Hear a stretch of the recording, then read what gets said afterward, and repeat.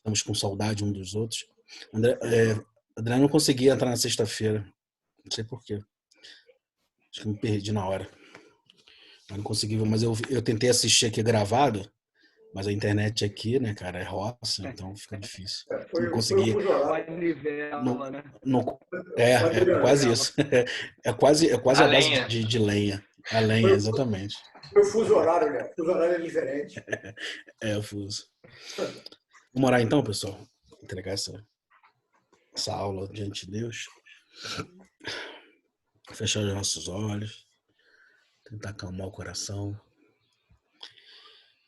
Senhor, nosso Deus e nosso Pai. Alegria, Senhor, que mais um dia temos a oportunidade de usufruir e experimentar tudo aquilo que, Senhor, que o Senhor já fez. Mais um dia que o Senhor nos dá, mais um dia, Senhor, que estamos acordando e experimentando esse dia que o Senhor fez para nós. Então queremos te agradecer por isso, queremos colocar diante de ti as nossas vidas, colocar diante de ti os nossos corações, colocar diante de ti a nossa família, colocar diante de ti a nossa casa, colocar diante de ti essa reunião.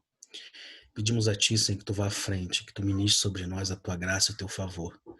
Coloque diante de ti, coloca diante de nós, Senhor, a tua semente, para que consigamos aplicar tudo aquilo que iremos, ó Deus, juntos aqui conversar.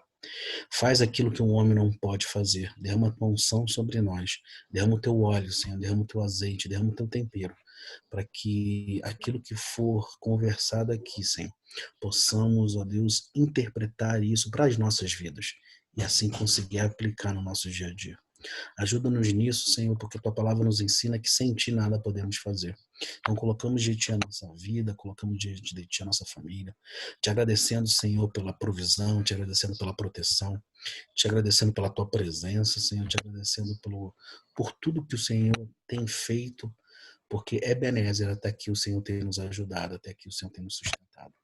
Então, Senhor, eu quero colocar diante de esses momentos, quero te pedir que aquelas pessoas que ainda não conseguiram entrar, que consigam junto aqui conosco, Senhor, partilhar, Senhor, desses momentos, e cuide também dessa plataforma, que ela consiga, Senhor, segurar esses momentos, segurar o momento do culto, Senhor, em um nome de Jesus, que não dê nenhum problema técnico, Senhor, nada que possa atrapalhar esse momento, e que tudo seja para a tua honra e glória, em nome de Jesus.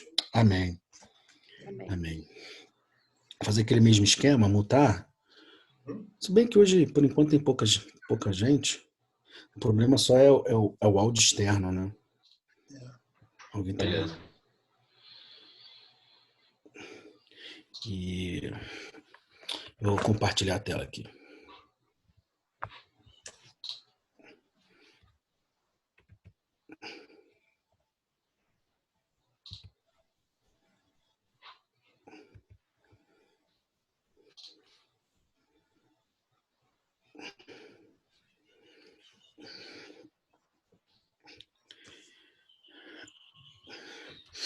Bem, pessoal, já que a gente já estamos aí quase 15 dias sem se encontrar, vou fazer um breve resumo do que a gente já viu, só para situar a gente. Então, a gente começou com a definição de arrependimento.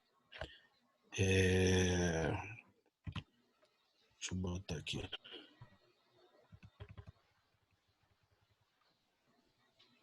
E a gente viu que arrependimento.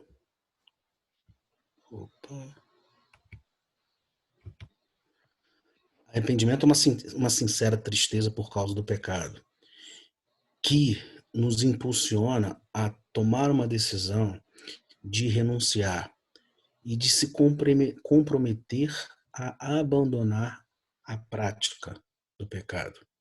Ou seja, aquele processo de arrepender e se converter. Que arrependimento bíblico, genuíno, verdadeiro, é uma mudança de mente, é uma mudança interior que produz uma mudança externa.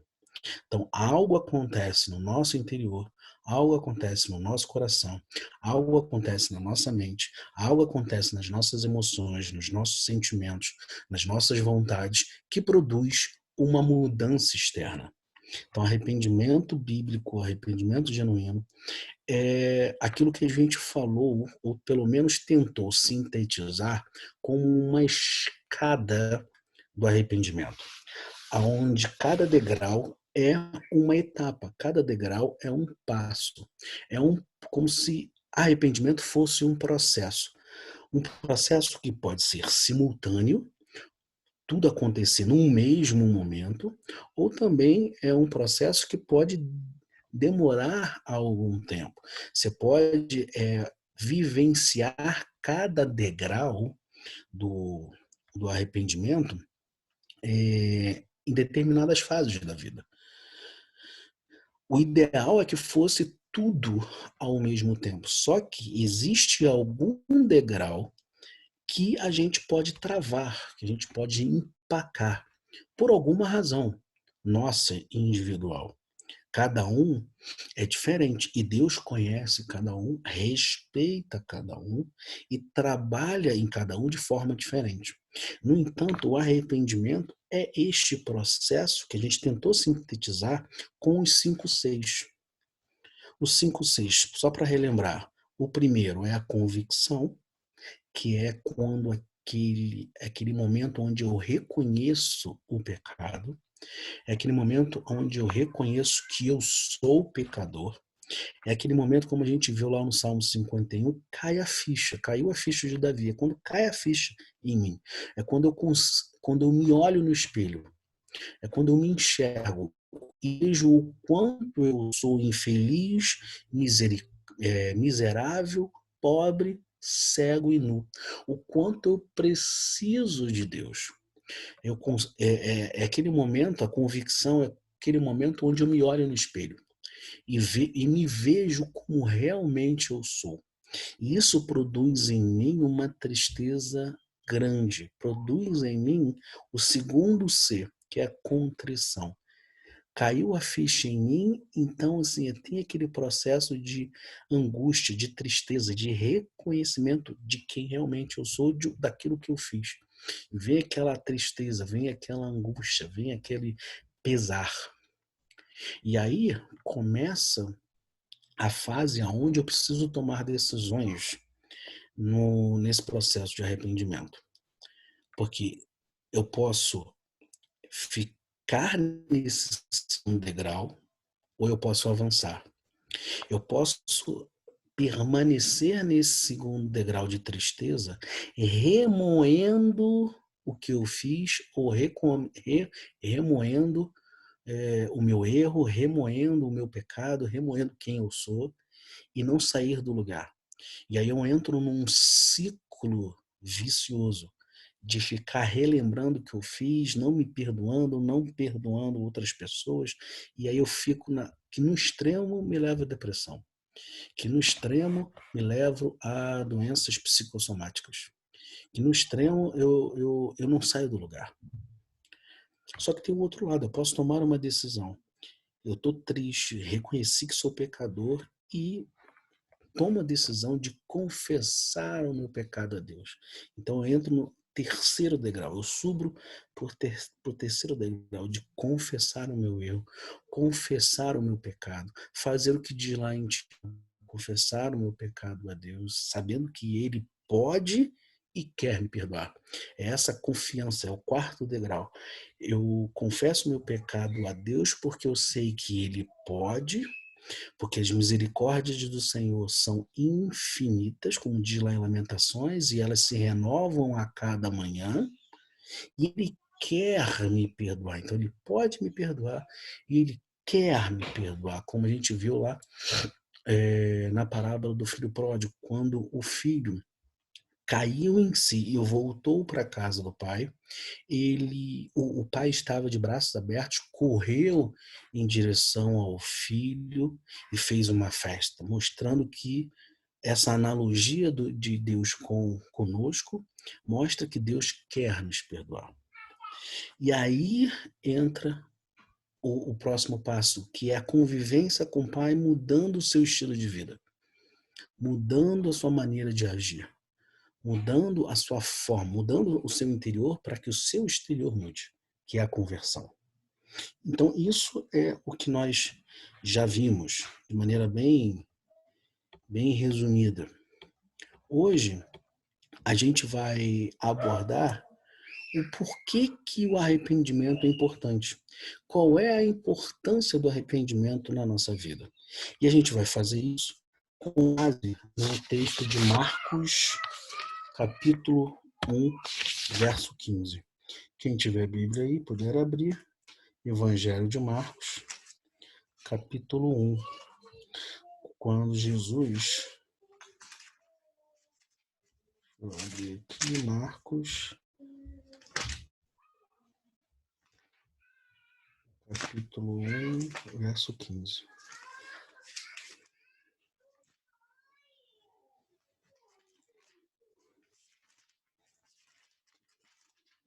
Então, Marcos, capítulo 1, verso 15, diz assim, Jesus falando. Lê do 14. Depois de João ter sido preso, foi Jesus para a Galiléia pregando o evangelho de Deus, dizendo: o tempo está cumprido e o reino de Deus está próximo. Arrependei-vos e crede no evangelho. Arrependei-vos e crede no evangelho. Então, Jesus está mostrando a importância de o arrependimento e fé andar juntas. Eles são duas faces da mesma moeda.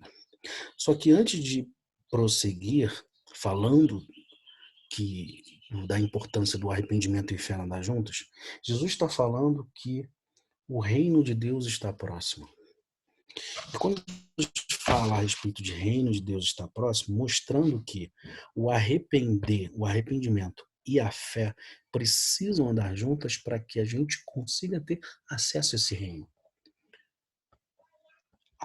A salvação vem pela graça, mas existe um passo a passo que nós precisamos fazer para ter acesso a esse reino.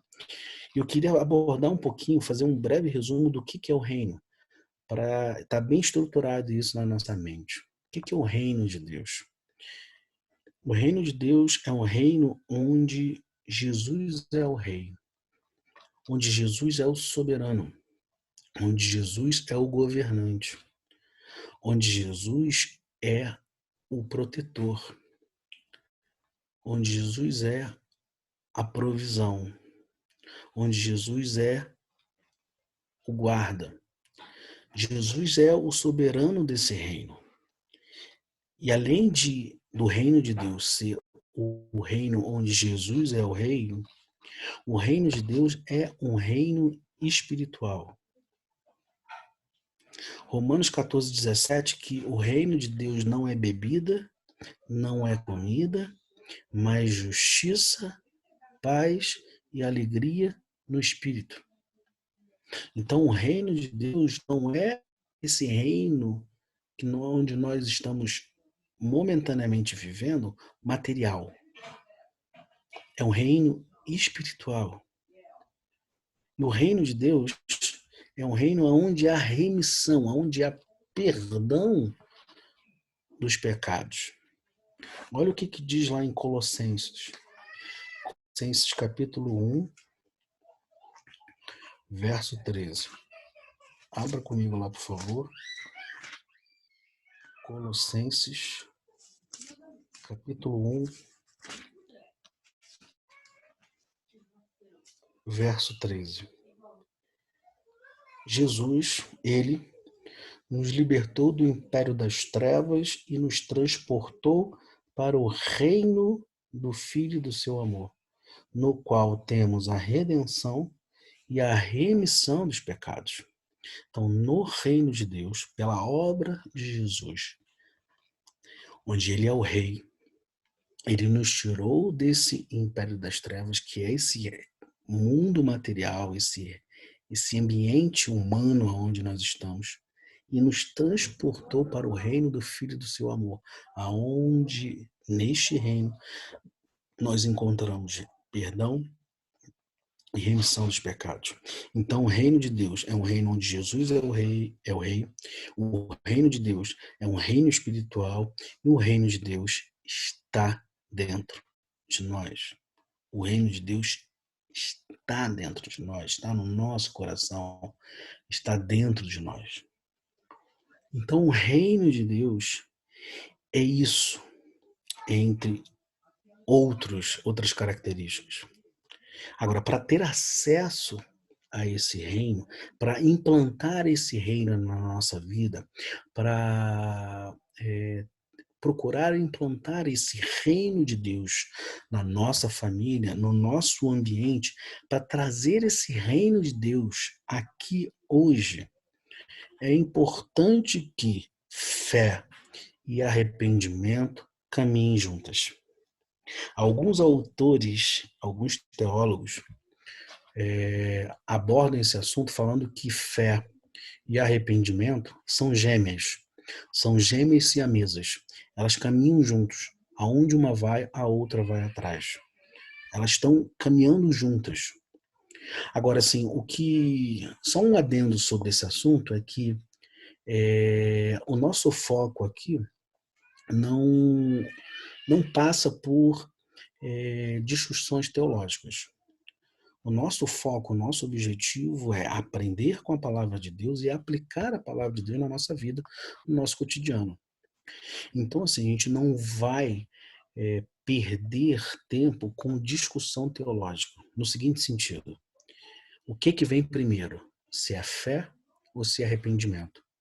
O que vem primeiro? Se é arrependimento ou fé? A gente não vai entrar nessa discussão teológica que é ampla e é amplamente debatida dentro da teologia. O que a gente tem aqui como foco é que elas andam juntas. Não vamos nos ater no que vem primeiro. Se a fé vem primeiro do arrependimento, ou se o arrependimento vem primeiro da conversão e da fé. Não vamos nos focar nisso. O que nós vamos focar é que elas caminham juntas, elas estão juntas. Por quê? E por que elas precisam caminhar juntas? Porque crer no Evangelho e não se arrepender não produz mudança de vida. Vou repetir. Crer no Evangelho e não se arrepender não produz mudança de vida. Exemplo. Os próprios demônios creem. Eles creem, Deus creem em Jesus, só que não há mudança. Aí é outra discussão teológica, se eles são seres espirituais, então não tem direito a arrependimento, porque são eternos, enfim. Sem discussões teológicas, o fato é que eles creem, só que não há mudança. Outro exemplo, vamos lá em Lucas 18. Lucas 18 é a parábola do homem rico.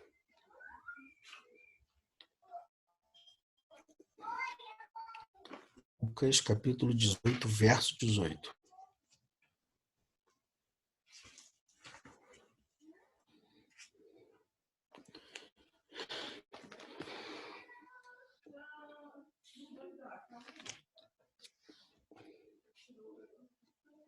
Capítulo 18, verso 18, diz assim: Certo homem de posição perguntou-lhe: Bom mestre, que farei para herdar a vida eterna? Respondeu-lhe Jesus: Por que me chamas bom? Ninguém é bom senão um, que é Deus. 20. Sabes os mandamentos: não adulterarás, não matarás, não furtarás, não dirás falso testemunho, honra teu pai e tua mãe. Então replicou ele: Tudo isso eu tenho observado desde a minha juventude. Ouvindo-o, Jesus disse-lhe: Então, uma coisa ainda te falta. Vende tudo que tens, dá aos pobres, e terás um tesouro nos céus. Depois vem e segue-me. Mas ouvindo ele essas palavras, ficou muito triste, porque era riquíssimo. Então esse homem rico depositava sua confiança, sua fé nas riquezas. E ele viu que em Jesus, e provavelmente creu, só que não subiu a etapa de se arrepender, de depositar sua fé, sua confiança em Jesus. Ou seja, segue-me, deixa tudo que você tem e segue-me. E não produziu mudança de vida na vida dele. Então, crer no Evangelho e não se arrepender, não produz mudança de vida. Mas também o inverso é verdadeiro, porque você se arrepender e não crer no Evangelho não produz consciência da graça e do perdão de Deus. Vou repetir. Se você se arrepender e não crer no Evangelho, não há produção da graça, não há produção da consciência de perdão em Deus. E a tendência é você se arrepende, busca o seu perdão pelas suas próprias ações, busca o perdão de Deus pelos seus próprios atos, busca o perdão de Deus por sacrifícios ou penitências. Ao invés de confiar e crer que em Deus Ele pode e quer te perdoar. Exemplo, Judas. Judas era um dos apóstolos. Judas viveu de perto com Jesus. Ele conhecia os seus ensinamentos. E teve o fim que teve.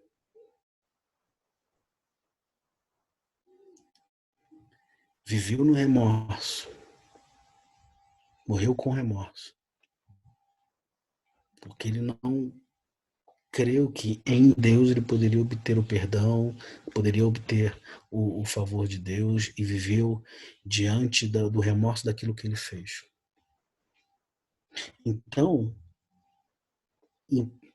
arrependimento e fé precisam caminhar juntas. São aquelas gêmeas siamesas que eu falei antes. Apenas crer não é suficiente. É necessário se arrepender e crer. Fé e arrependimento andam juntos. Pregar a necessidade da fé sem arrependimento é pregar metade do evangelho. Precisam caminhar juntas. Fé e arrependimento. Alguns têm uma tendência de vir a discordar disso, baseado com o texto que diz lá de Efésios 2, que a salvação vem pela graça e mediante a fé. E alguns discordam desse conceito de que fé e arrependimento caminham juntos, estaríamos negando a fé e pregando a salvação pelas obras, mas não é isso. É porque nós entendemos que é necessário esse compromisso com Cristo, é necessário a conversão. A salvação vem pela graça mediante a fé. E a partir daí, então, nós vamos ver alguns exemplos bíblicos a respeito do arrependimento. Ou seja, o que a Bíblia fala em alguns exemplos, que é muito rico aquilo que a Bíblia diz sobre arrependimento, mas vamos ver alguns exemplos do que na Bíblia fala sobre arrependimento. Então, primeiro vamos lá em Isaías 55, onde mostra o arrependimento lá no Velho Testamento.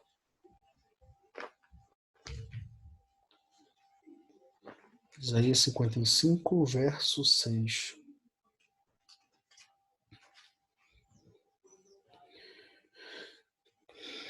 É um chamado ao arrependimento.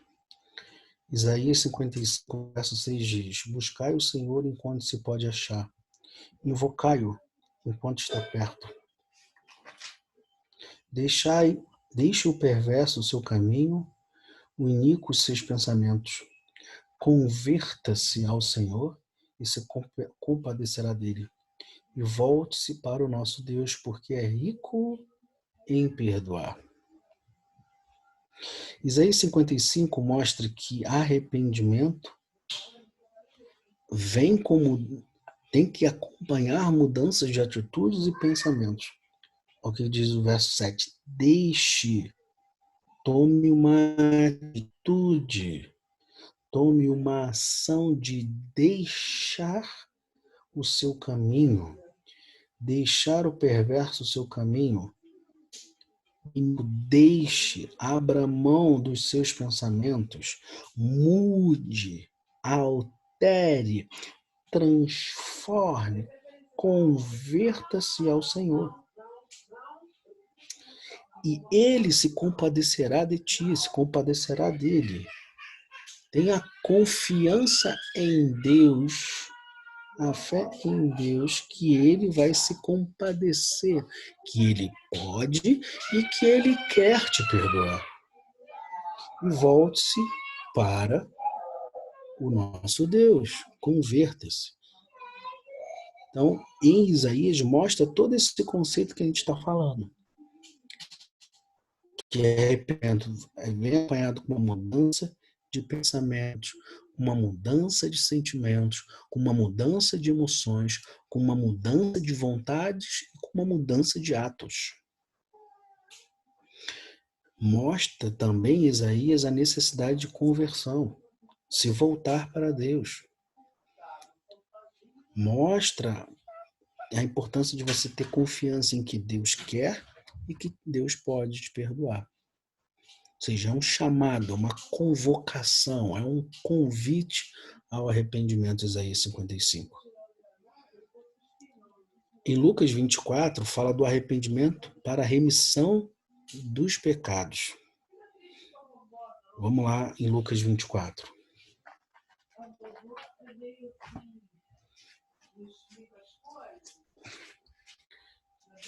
Lucas 24 e Atos 2, que aí já é a pregação de Pedro, mostra o arrependimento para a remissão, para perdão dos pecados. Lucas 24, verso 46. Lucas 24, verso 46 diz assim: Assim está escrito que o Cristo havia de padecer e ressuscitar dentre os mortos no terceiro dia, e que em seu nome, no nome de Cristo, se pregasse arrependimento para remissão de pecados a todas as nações, começando em Jerusalém. Remissão de pecados é conceder perdão, é indulto. Então, é pregar o evangelho, pregar arrependimento para conceder perdão ao pecado, mostrando a necessidade do arrependimento para o perdão de pecados. E Pedro vai com maior ênfase lá em Atos 2. Pedro está pregando para as pessoas e as pessoas, em um determinado momento, perguntam para ele: cara, é muito linda a tua pregação, estou convencido daquilo que você está falando é real, é verdadeiro, agora o que eu preciso fazer?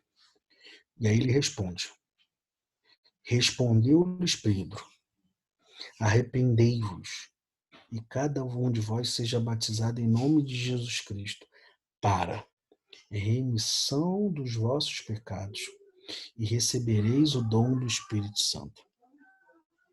Então, o arrependimento acompanhando ao batismo, você tem o seu pecado perdoado e você recebe o Espírito Santo.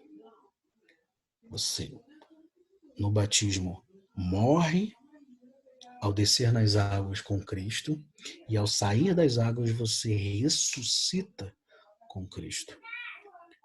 Então, é um ato espiritual de você morrer com Cristo e ser ressuscitado em Cristo. É você morrer para a sua natureza e ressuscitar com a natureza de Cristo. E aí você está apto a receber a remissão dos seus pecados e receber o Espírito Santo. E ele enfatiza isso numa página seguinte, em Atos 3, versos 19 e 20. Arrependei-vos e convertei-vos para serem cancelados os vossos pecados. Então ele dá uma ênfase maior. Os teus pecados serão cancelados, além de perdoados, serão cancelados. Os teus pecados serão jogados lá no mar do esquecimento e Deus não se lembrará mais deles. E aí eu quero fazer uma observação nesse momento. Que isso aqui é muito importante. Porque mostra que Deus, ele não acusa você dos seus pecados. Quando Deus toca nesse assunto com você, ele não toca num assunto de peso, apontando o dedo para você, mostrando para você. Não, tá aqui. Quero, obrigado. Você está me oferecendo café e eu quero. Então Deus, não, quando toca nesse assunto com você, ele não te acusa. Ele não aponta o dedo para você. O objetivo de Deus, ao tocar nesse assunto, é mostrar e convencer do pecado para produzir em você uma mudança de rota, para produzir em você uma mudança de vida. Então ele não te acusa para te jogar piso, para te entristecer, para te amedrontar, para te acusar. Isso não é de Deus. Então, quando isso acontecer, lembre-se de que isso não vem de Deus. A acusação não vem de Deus. Deus te convence, te mostra, mas também te dá o escape, mostrando que Ele quer e tem interesse em te perdoar. Então, a gente está vendo com esses exemplos que a importância do arrependimento para a remissão dos pecados, para perdão e para a reconciliação com Deus.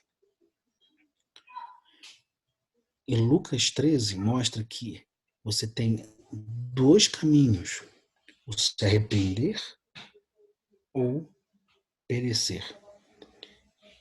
Morte espiritual. Lucas 13, vamos lá.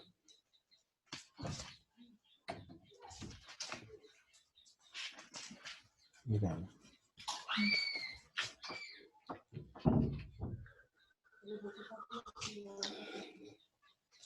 Lucas 13, verso 3, diz assim: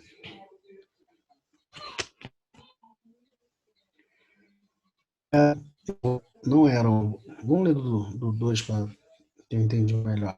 Ele, porém, lhes disse: pensais que esses galileus eram mais pecadores do que todos os galileus por terem padecido essas coisas? Não eram, eu vos afirmo, e se porém não vos arrependestes, todos igualmente perecereis.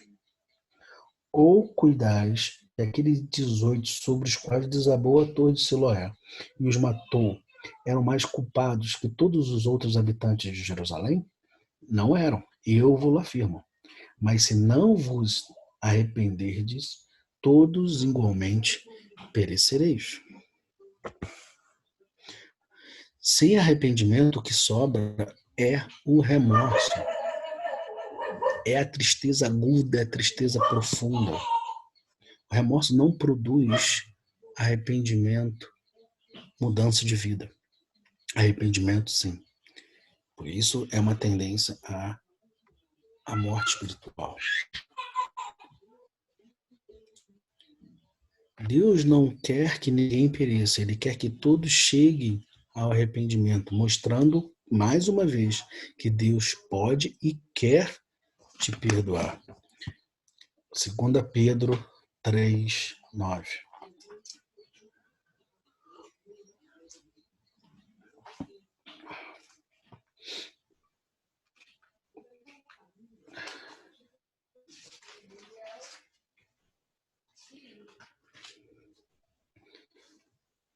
Segunda Pedro 3,9 diz assim: não retarda o Senhor a sua promessa, como alguns a julgam demorada. Pelo contrário, ele é longânimo para convosco, não querendo que nenhum pereça, senão que todos cheguem ao arrependimento. Deus é longânimo, Deus aguarda, Deus conhece cada um de nós. Ele sabe que em algum momento A gente pode vir a travar em algum degrau, em algum C daqueles 5, 6 do arrependimento, a gente pode empacar, a gente pode travar. Deus conhece a nossa estrutura, sabe que somos pó, e Ele é longânimo, mas Ele não quer que ninguém pereça. Ele quer que todos cheguem ao processo final do arrependimento, que é a mudança de vida, que é a transformação de vida, que é viver em novidade de vida. A gente pode ter em algum momento a dificuldade de reconhecer o erro, de reconhecer que somos pecadores. E a gente não sai, ou pelo menos não chega no primeiro C, que é de convicção, de reconhecer que sou pecador e que preciso de perdão. Ou eu posso empacar no segundo C, que é contrição. Eu fico remoendo a tristeza, eu fico num ciclo vicioso do qual eu não saio, eu não consigo ir além, eu não consigo confessar. Ou eu chego e confesso, mas eu não creio, eu não acredito, eu tenho dificuldade de acreditar que Deus vai me perdoar, que Deus quer me perdoar, ou que Deus pode me perdoar. Porque o meu erro é muito grande, porque o meu pecado é recorrente, porque eu não sou digno. E aí eu empaco ali e não saio dali.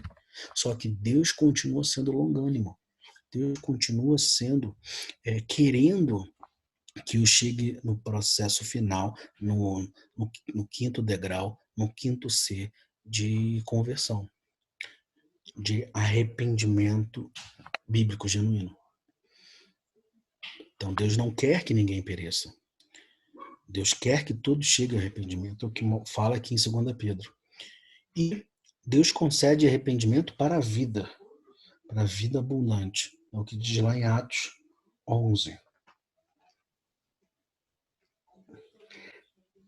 Livro de Atos, capítulo 11, verso 18.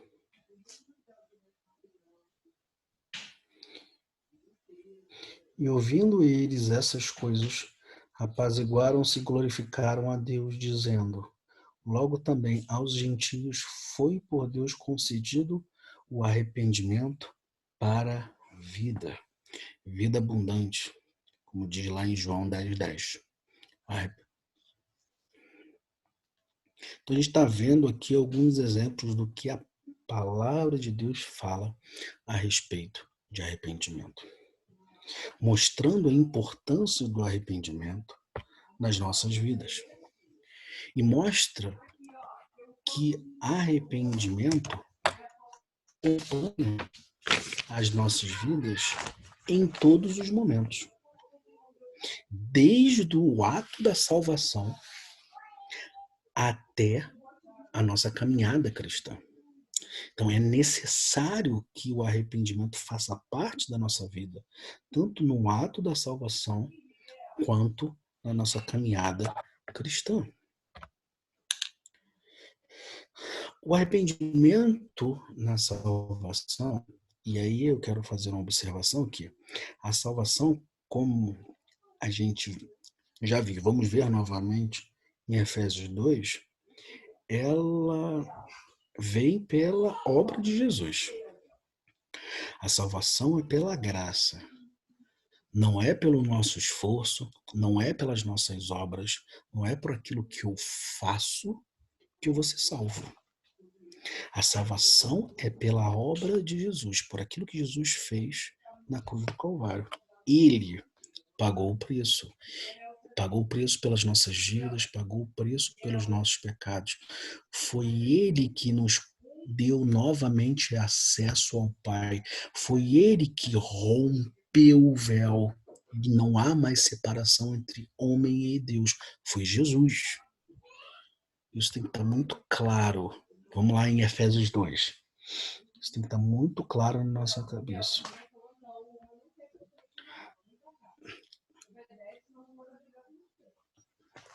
O arrependimento é importante na salvação? É. Só que a salvação é um ato de Deus. É um ato do Senhor.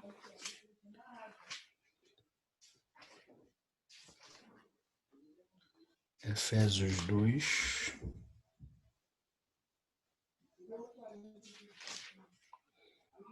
Vamos ler lá do 1, a gente vai ler do 1 até o 10, para entender o contexto. Atos 2, verso 1.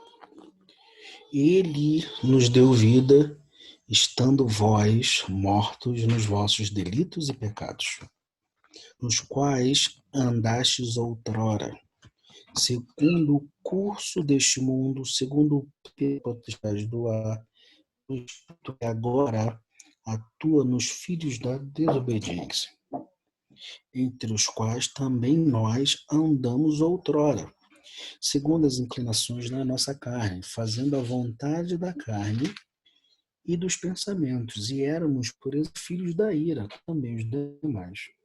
Mas Deus, sendo rico em misericórdia, por causa do grande amor com que nos amou, e estando nós mortos em nossos delitos, nos deu vida juntamente com Cristo. Pela graça sois salvos.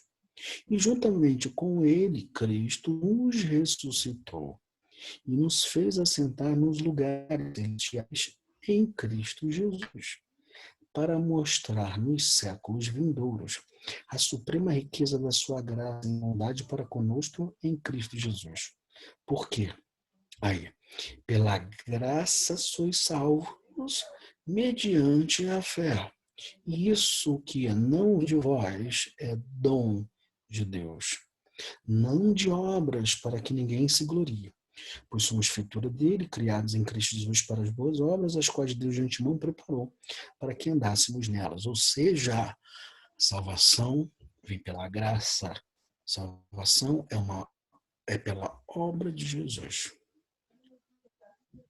Então importa nascer de novo em Jesus. Agora, eu recebo esse ato de salvação pela fé e pelo arrependimento, mediante a fé. E como a fé anda junto ao arrependimento, pela fé e arrependimento. Então o Espírito Santo me convence do pecado, que eu preciso de salvação. Como diz lá em Atos, na pregação de Pedro. Então importa nascer de novo. E o que significa nascer de novo? Vamos ver como Jesus abordou esse assunto lá para Nicodemos em João 3. Para ficar claro o que é nascer de novo.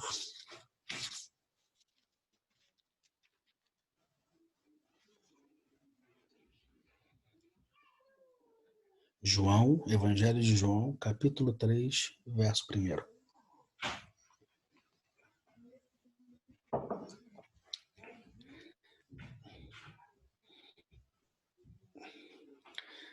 Nossa, já são 10 horas.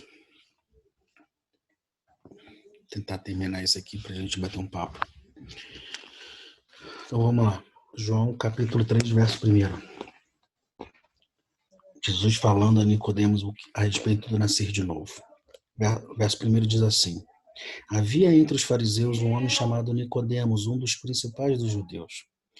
Este de noite foi ter com Jesus e lhe disse: Rabi, sabemos que és mestre vindo da parte de Deus, porque ninguém pode fazer esses sinais que tu fazes se Deus não estiver com ele. A isto respondeu Jesus: em verdade te digo que se alguém não nascer de novo, não pode ver o reino de Deus. Olha o reino de Deus falando novamente. 4. Perguntou-lhe então Nicodemos: como pode um homem nascer sendo velho? Pode porventura voltar ao ventre materno e nascer segunda vez? Ele, com a nossa mente humana, ele estava querendo entender a obra de Jesus. Não é possível. E aí no verso 5 Jesus responde: em verdade te digo que quem não nascer da água e do Espírito não pode entrar no reino de Deus. Porque o que é nascido da carne é carne, e o que é nascido do Espírito é Espírito. Não te admires de eu te dizer: importa-vos nascer de novo. O vento sopra onde quer, Ouves a sua voz, mas não sabes de onde vem, nem para onde vai. Assim é todo o nascido do Espírito.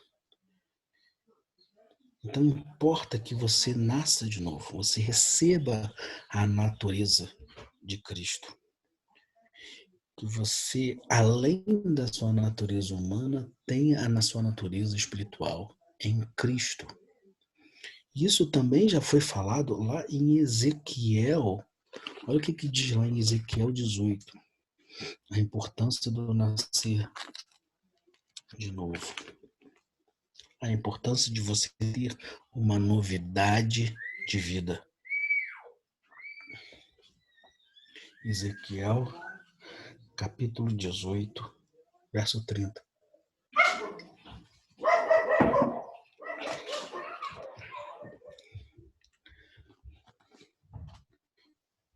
Ezequiel 18, verso 30 diz: Portanto, eu vos julgarei a cada um segundo os seus caminhos. Ó casa de Israel, diz o Senhor Deus: Convertei-vos e desviai-vos de todas as vossas transgressões. Muda de rota, altera seu estilo de vida. Converta-se e se desvie de todas as suas transgressões. E a iniquidade não vos servirá de tropeço. Lançai de vós todas as vossas transgressões com que transgredistes e criai em vós um coração novo e espírito novo. Por que morrerias, ó casa de Israel? Você tem a oportunidade de nascer de novo, se arrependa, se converta, mude o seu estilo de vida, mude o seu padrão de vida. Nasça de novo em Cristo, como Jesus fala lá em João. Então, é importante o arrependimento no ato da salvação. Lembrando, salvação é um ato de Deus. Salvação vem pela obra de Jesus, mas importa que nós venhamos a nascer de novo. E é preciso o arrependimento. Está dentro desse processo, arrependimento e fé. Já que já são 10h05 no meu, vamos abrir aí. Pessoal, André.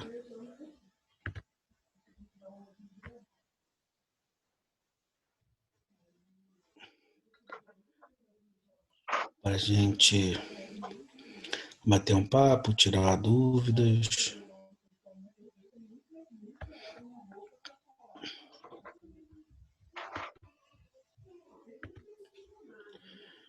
E aí, pessoal, algum comentário? Algum quer falar alguma coisa?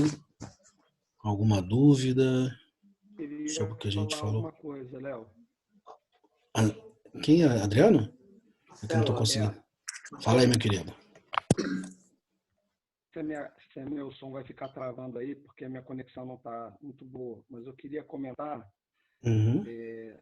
sobre essa questão da salvação, arrependimento e salvação. De certa forma, na aula de sexta-feira, a gente falou um pouco sobre isso.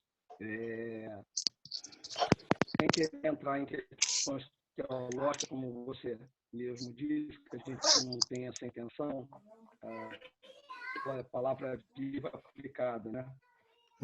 Mas quando você diz que é uma obra de Deus, né? Salvação é uma obra de Deus, a gente tem que só pontuar que existe uma questão que é muito debatida e muito controversa, que é a questão da predestinação, né? E esse texto de Ezequiel que você, por exemplo, citou agora, é um texto muito bom, porque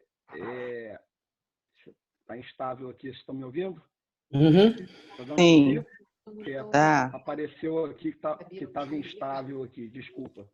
Então, está falhando um pouquinho, mas a gente está conseguindo te ouvir.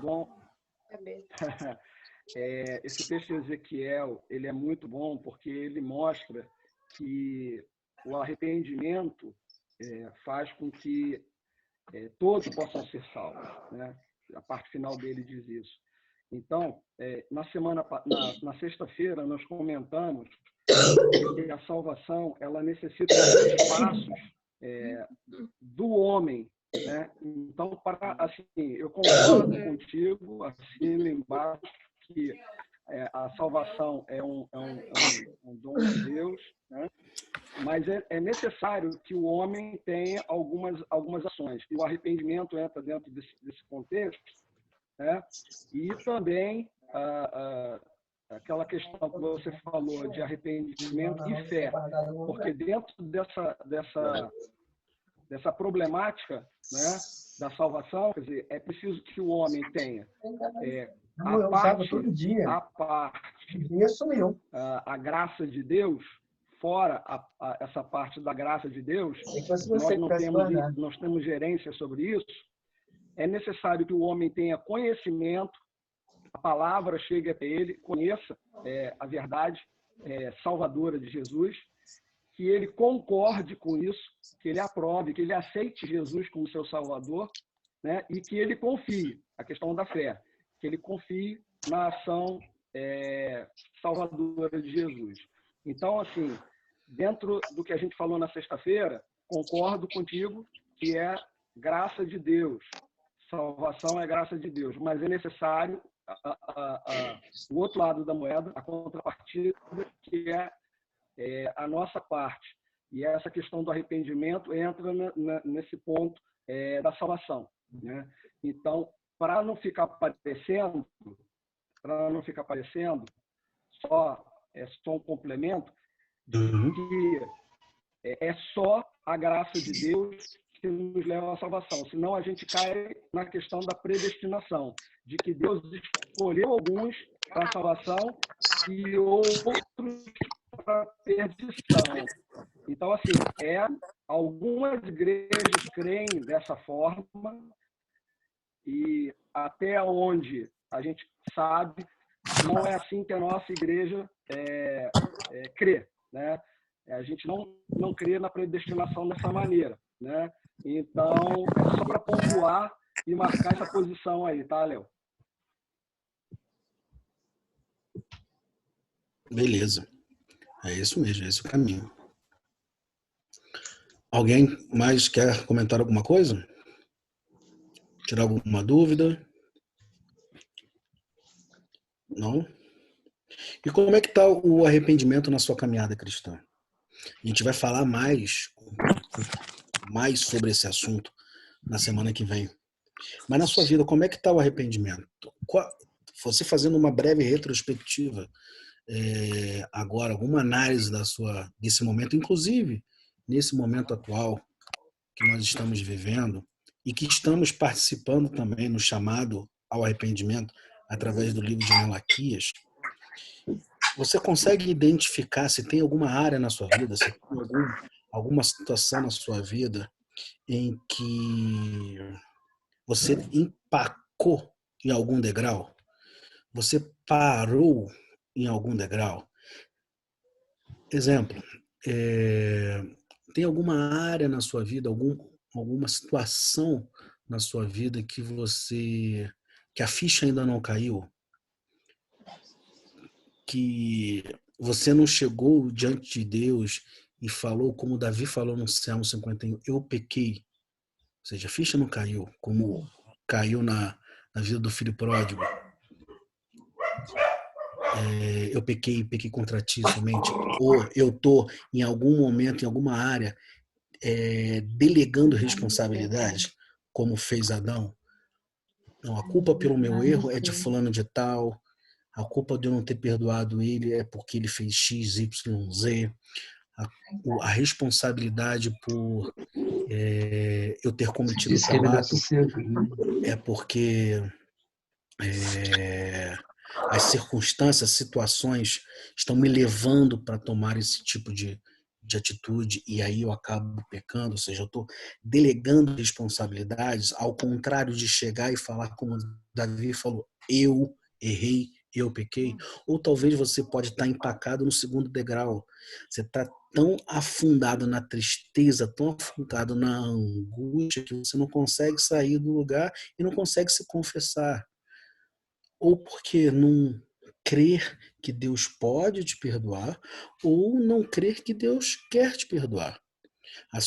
Talvez a sua mente está tão influenciada pela acusação do erro, pela acusação do pecado, que você acaba internalizando uma mentalidade de que você não é digno de perdoar, que Deus te perdoa.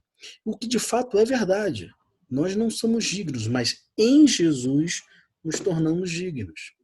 Porque a obra de Jesus nos dá a confiança de que Deus quer nos perdoar. É só ver a parábola do filho pródigo. Deus, porque a analogia é que o pai está de braços abertos, querendo o filho novamente. E como a gente viu lá em, se não me engano, em 2 Pedro, que Deus é longânimo, ele aguarda, ele espera, ele quer que tudo chegue ao arrependimento. Será que você consegue identificar alguma área na sua vida que você está preso em algum degrau de algum 5C? Você consegue identificar isso? Alguém consegue? E quer compartilhar com a gente? Aproveitando que nós temos 5 minutos. 5 a 10 minutos.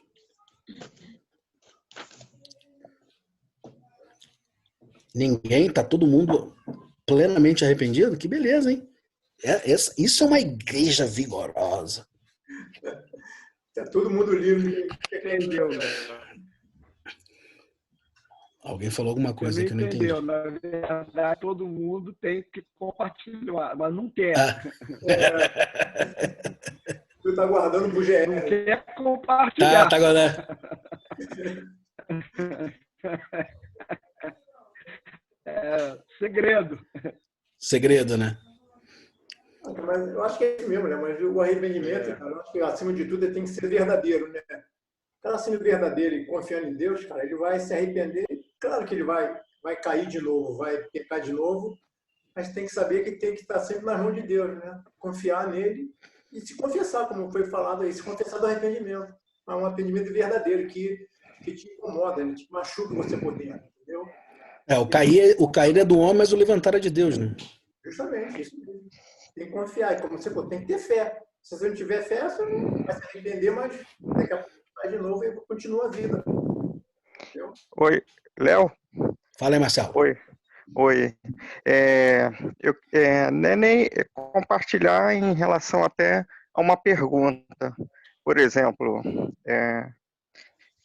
não exatamente o que eu penso, mas eu mudei alguma coisa desde que começou essa epidemia?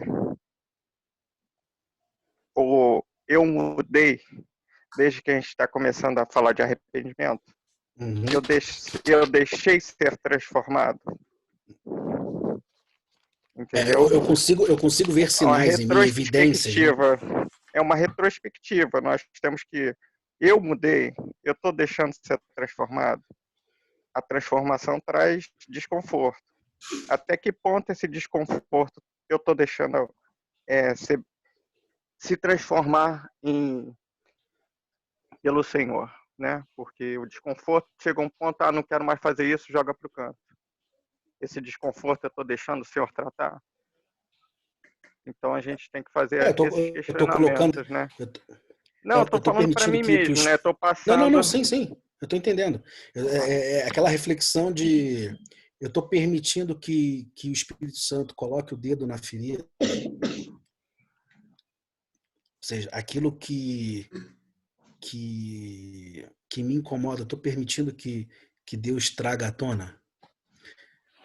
E isso está produzindo, como você está mencionando aí nesse período de... Né? Isso é a parte muito importante, isso. Né? Porque é uma parte de questionamento. Eu estou deixando de ser transformado? Isso. Eu mudei? Eu não mudei? Eu continuo com as mesmas atitudes dentro de casa? Como é que eu trato minha família? Como é que eu trato meus amigos? Né? Aquele processo de inventário diário, né, do GR, né? Tem que perguntar, tem que fazer os questionamentos, né? Não é o que eu acho. O meu achar o senhor tem mostrado que a nossa visão é extremamente enganosa, né? A gente tem um desvio muito grande. Por exemplo, hoje ele me deu um exemplo até para a pessoa, tô vendo que tem o nosso pastorzão aí que é de ciências exatas, se a gente desvia 1 milímetro, por exemplo, um centímetro e 1 milímetro, parece muito pouco, mas a visão de Deus é 1 centímetro. Agora tu bota esse 1 centímetro em 100 mil quilômetros, quanto dá de desvio lá na frente? Essa é a visão do Senhor. Ele me fez assim esse questionamento. O que acontece lá na frente com esse 1 milímetro? Não é nada, é imperceptível. Mas daqui a 50 anos, esse 1 milímetro que você desviou, o que acontece com o seu caráter lá na frente? O que acontece conosco, né? Então, esse é o que eu gostaria, né, que eu compartilhei com vocês, que é bem interessante. 1 milímetro, não é nada, eu não vejo. Mas daqui a 50 anos, o que aconteceu com a minha vida? Né? É isso aí que eu queria passar. Obrigadão. Valeu, meu querido. Isso aí, ter cuidado, ter zelo com a nossa vida, praticando esse, como diz lá no GR, inventário diário, e a gente começa a identificar essas pequenininhas coisas que Deus vem trazendo, acaba trazendo a nossa memória, acaba trazendo a nossa mente, e, mais uma vez, ele nos direciona para um processo de mudança, e não num processo de acusatório. Ele não aponta o dedo mostrando a nós o nosso erro, aquilo que a gente faz, para nos acusar, mas sim para nos levar, induzir ao arrependimento. É esse o caminho mesmo. Tá bom, pessoal? Dentro disso que o Marcelo estava falando, bem lembrando, na sexta-feira, comentei sobre 2 tipos de pecado, que às vezes Deus não cria essa distinção, mas a gente cria, que é pecados assim, pecadinhos e pecadões, né? Pecados que são aceitáveis e pecados que são abomináveis, né? E muitas vezes a gente fica só achando, a gente está tratando de um tema de arrependimento, eu fiz uma fofoca contra alguém, eu tenho que me arrepender disso. Eu fiz eu fui grosseiro com alguém, eu tenho que me arrepender disso. Está muito na cara. Agora, existem coisas na nossa vida que a gente faz, que a gente já é parte do nosso jeito de ser, já está tão entranhado isso, que a gente não acha que tem que se arrepender. É como se aquilo fosse natural. E, na verdade, o que a gente tem procurado nesse tempo não são esses pecadinhos pequenos, corriqueiros, que todo mundo sabe que está errado. O que a gente está procurando é um exame de consciência, uma autoanálise para buscar na nossa vida padrões de comportamento, coisas que estão tão entranhadas e tão enraizadas e que a gente não percebe. Então, a gente precisa focar nisso. E se a gente não fizer um esforço e pedir que Deus revele, que o Espírito Santo revele e nos mostre essas coisas, a gente vai continuar vivendo e agindo e fazendo as coisas como se aquilo fosse absolutamente normal. Então, é esse tipo de pecado que talvez seja importante nesse tempo que a gente está vivendo de isolamento, de quarentena, a gente buscar que a ficha caia. Porque essa expressão é muito boa nesse sentido, de que a gente convive com aquilo ali um tempão, de repente, caramba, eu fiz isso também a vida inteira, ou então, tempo que eu faço isso, nunca imaginei que eu estava em erro. E é aquilo te entristecer e te levar a uma mudança. Porque aquela coisa corriqueira de você agir mal com alguém, você sabe que agiu mal e tem que voltar atrás. Então, a gente muitas vezes banaliza essa questão do arrependimento aos pecadinhos que a gente comete e que a gente tem consciência deles. E, na verdade, a gente está falando de um arrependimento que no primeiro passo, lá no primeiro ser, é de você cair em si. Então, é algo que muitas vezes você desconhece, que você sequer achava que era pecado. Então, eu acho que é desse tipo de pecado que a gente está falando aqui. É claro que os outros têm que se arrepender também, é óbvio. Mas o que a gente está dando ênfase aqui é daquele pecado que muitas vezes você está cometendo ele, não uma vez ou outra, mas aquilo que tornou parte do teu jeito de ser. É isso. O áudio do Adriano está falhando, mas eu acho que deu para a gente entender. Entendeu o que eu falei? Sim, deu falhando.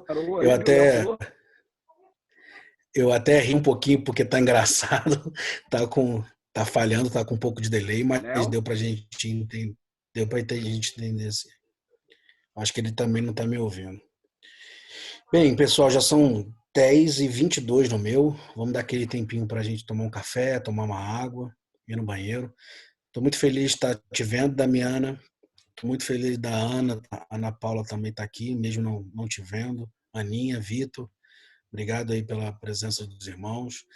Daqui a pouco a gente está de volta aí no culto, uns 5 minutinhos de beber água, tomar um café no banheiro. E Adriano, tá maneiro o teu áudio, hein?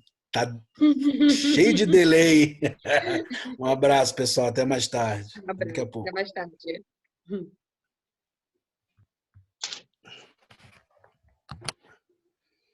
Valeu, André. Até Um daqui a abraço, meu pouco. irmão. Obrigado aí. Valeu, obrigado.